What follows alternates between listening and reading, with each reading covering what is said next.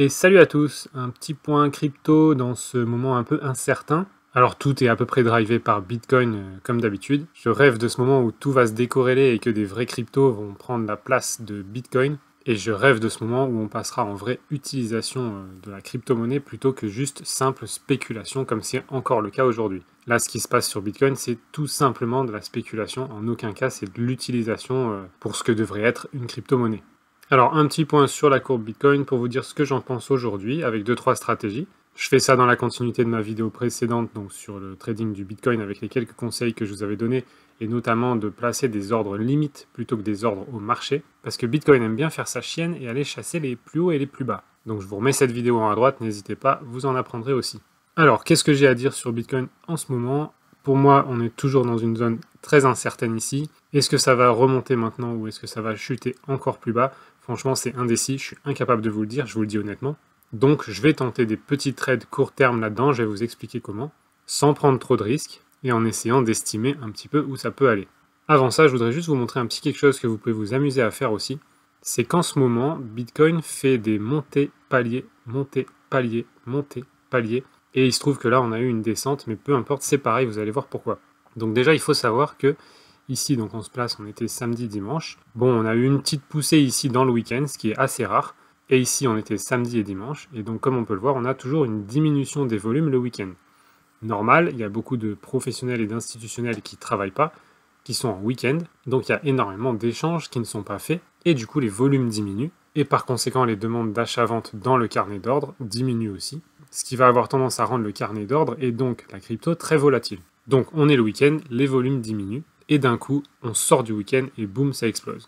C'est assez normal puisque les volumes étant très bas, le carnet d'ordre s'est compressé, il n'y a plus beaucoup d'acheteurs, plus beaucoup de vendeurs dans le carnet d'ordre, donc le moindre professionnel ou institutionnel qui va passer un énorme ordre dès lundi matin, et lundi matin, n'oubliez pas que ça commence en Australie, dès qu'il y a un ordre conséquent dans un carnet d'ordre qui s'est compressé, qu'est-ce que ça fait? Ça augmente la volatilité et le prix explose. Donc si c'était un ordre d'achat, ça va exploser à l'achat, suivi ici de tous les stop-loss qui vont péter, puisque là, il y a pas mal de gens qui avaient mis des ordres à la baisse, avec des stop-loss par exemple par là, et quand on a pris un ordre de vente, un stop-loss c'est un ordre d'achat.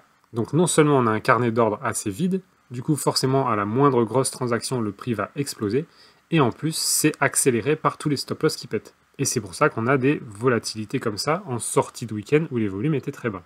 Si vous ne savez pas ce que c'est un carnet d'ordre et comment ça marche, je vous remets la vidéo ici en haut à droite. Très important à connaître aussi. Donc je vais vous donner une suggestion sur comment vous pouvez bénéficier de cette diminution de volume le week-end et de l'accélération en début de semaine. Surtout en ce moment, puisque le Bitcoin est chaud, à la hausse comme à la baisse d'ailleurs en ce moment. Ce ne serait pas recommandé de faire ça dans un marché calme, un bear market ou une fin de bear market plutôt. Quand le marché range et qu'il est plat, c'est pas préconisé dans ces cas-là. Par contre, c'est super préconisé dans ces cas-là. Donc ça, c'était le week-end d'avant.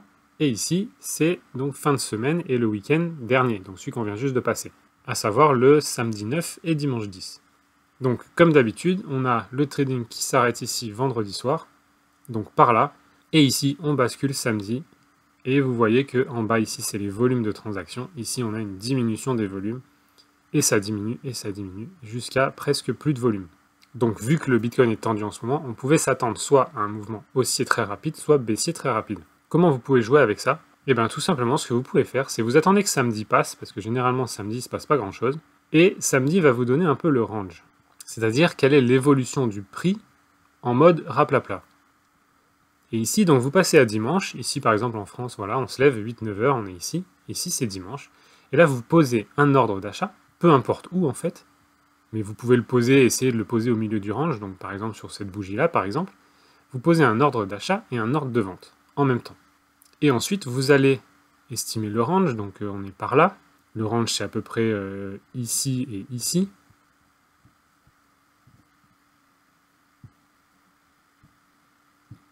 Voilà, donc le range formé le week-end, et vous êtes ici, et vous mettez un ordre d'achat et un ordre de vente. Et l'ordre d'achat, vous mettez un stop-loss ici, et l'ordre de vente, vous mettez un stop-loss ici. Du coup, votre week-end continue.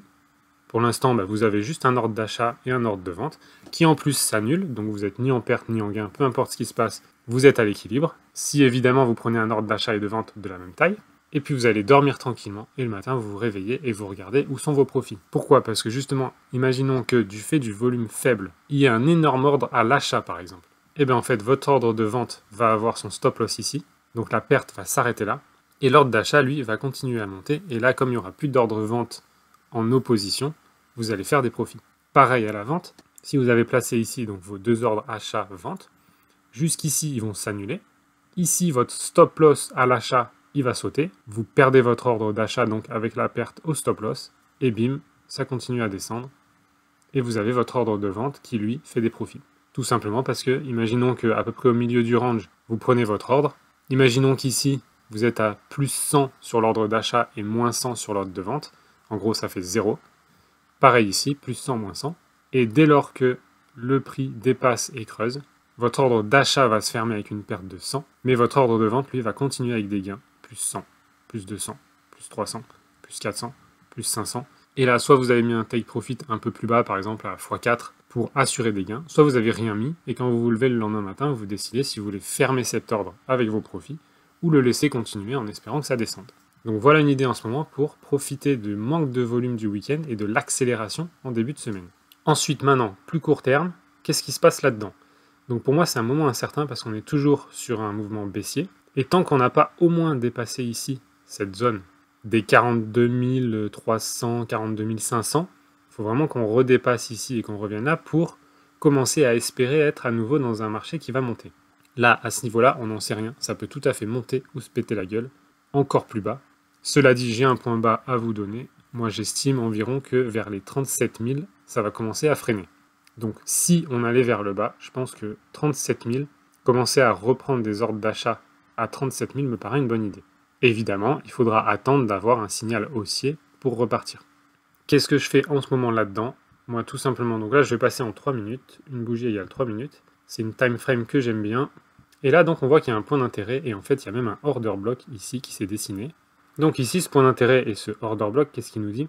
Il nous dit qu'ici, on a le prix qui est descendu et il a été racheté assez vite ici. Donc, beaucoup d'acheteurs à ce niveau-là. Ici, on est venu le retester un peu moins bas parce que toujours beaucoup d'acheteurs. D'ailleurs, montré par cette bougie verte qui vient effacer les 4, 5, 6, 8 dernières.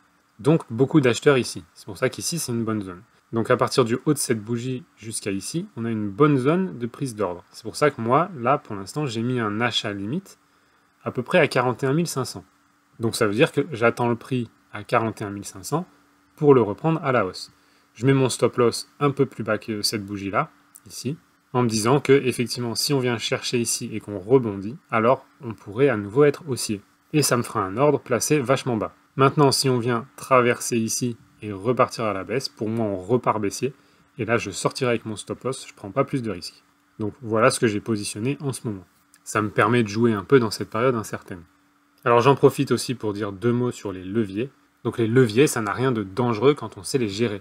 Qu'est-ce que c'est exactement un levier? Disons que vous tradez le Bitcoin normalement, c'est-à-dire que vous achetez du Bitcoin, disons un Bitcoin pour faire simple, que vous achetez à 41 000 balles, et disons qu'il monte à 42 000 balles. Votre profit de 41 000 $ à 42 000 $, c'est 1 000 $. Quand vous faites ça, on peut dire que vous avez un levier de 1. 1 pour 1. Maintenant, imaginons que vous avez un levier de 2. Un levier de 2, ça va être par exemple que vous achetez l'équivalent d'un Bitcoin, mais avec la moitié de la somme. Donc c'est comme si par exemple vous achetiez un Bitcoin à 40 000 $, mais que vous dépensez seulement 20 000 $. Donc ce qui devient un peu plus risqué ici, c'est que si jamais le Bitcoin descend de 20 000 $, vous êtes fini et vous n'avez plus d'argent. Alors que si vous avez un levier de 1, ou pas de levier, et que vous avez acheté le Bitcoin à 40 000 $, c'est quand il atteint 0 que vous n'avez plus d'argent. Mais quand il atteint 20 000, vous avez toujours 20 000 balles. Si maintenant on prend un levier de 10, là c'est finalement comme si vous pouviez détenir un Bitcoin de 40 000 $, mais seulement en ayant dépensé 4 000 $, donc seulement avec 4 000 $. Par contre là, chaque fois que le Bitcoin perd 1 000 $, vous perdez 10 000 $. Donc finalement, avec un levier de 10, imaginons que vous avez 10 000 $. Si jamais le Bitcoin passe de 41 000 $ à 40 000 $, seulement moins 1 000 $, vous perdez vos 10 000 $. Donc voilà à quoi correspond en gros un levier. Mais à l'inverse, si jamais le Bitcoin prend 1 000 $, vous gagnez aussi 10 000 $. Donc le levier permet vraiment d'aller plus vite et de gagner davantage sur les mêmes mouvements du Bitcoin. Mais ça va dans les deux sens. Vous pouvez perdre tout aussi vite que ce que vous pouvez gagner. Maintenant, pourquoi c'est pas plus dangereux? Parce que vous devez juste savoir ce que vous faites. Et si par exemple vous prenez ici à 41 700 $ avec un levier de 10 et avec 10 000 $ en poche, alors il va falloir protéger votre position.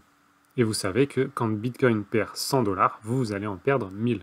Donc c'est là qu'il va falloir mettre nécessairement des stop-loss et protéger vos positions en estimant combien le mouvement peut vous faire perdre. Donc par exemple, moi si j'arrive avec 10 000 $ ici, je ne veux pas perdre plus de 1000 $ sur mon trade, ben nécessairement je vais devoir mettre mon stop-loss 100 $ plus bas.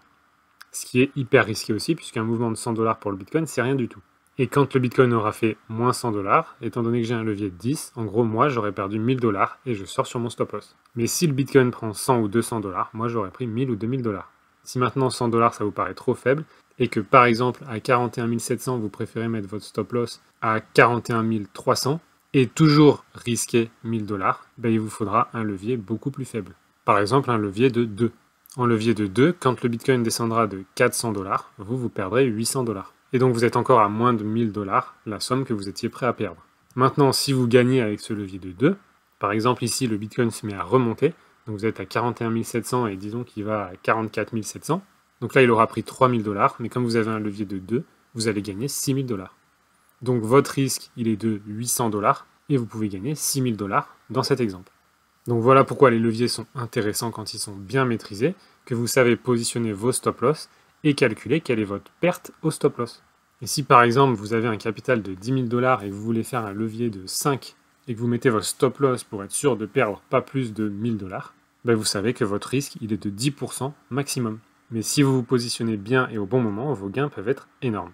Donc voilà un peu une introduction simplifiée au levier, en sachant qu'après il y a plein de mécanismes comme le margin trading, où là vous pouvez avoir un levier, mais en plus vous pouvez définir un volume. Ce qui fait que vous pouvez vraiment jouer, augmenter et diminuer votre levier et votre risque. Mais tant que ça reste maîtrisé, que vous savez ce que vous pouvez perdre au maximum et que vous mettez un stop loss, le risque est hyper limité. Disons que le risque est maîtrisé. Et ça n'a rien de dangereux. Ce qui est dangereux, c'est quand on utilise les leviers sans savoir à quoi ils correspondent et ce qu'ils font et à quel point ils peuvent détruire votre capital super rapidement. Et j'en profite pour faire un rapide point donc sur les marchés. Ce que je prendrai et ce que je ne prendrai pas. Donc typiquement ici on voit qu'on a des gros scores sur Solana, Cardano, Avalanche et certains autres que j'ai sélectionnés ici. Donc typiquement Solana, ici on est à 71.